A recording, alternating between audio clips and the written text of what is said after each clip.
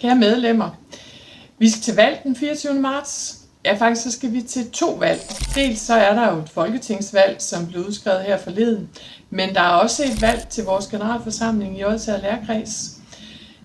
Og det har faktisk været placeret der i noget længere tid end folketingsvalget.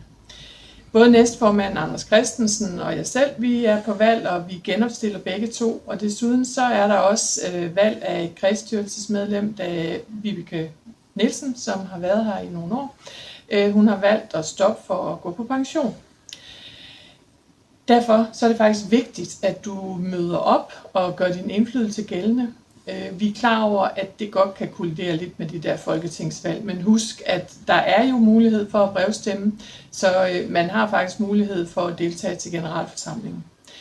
Men det er faktisk også vigtigt, at I får stemt til folketingsvalget, og gerne på nogle af dem, som ønsker at sætte folkeskolen på dagsordenen.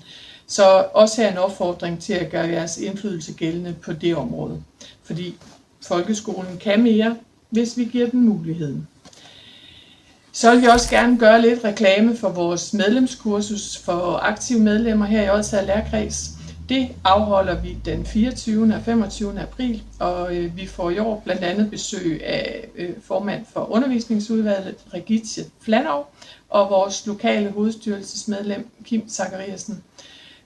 Og derfor så vil vi da gerne have, at du kommer, så tag en kollega under armen og få tilmeldt jer på mail på 051/dlf.org, og husk, at der er tilmeldingsfrist der den 27. marts. Jeg håber, vi ses både den 24. marts og i april til vores medlemskursus.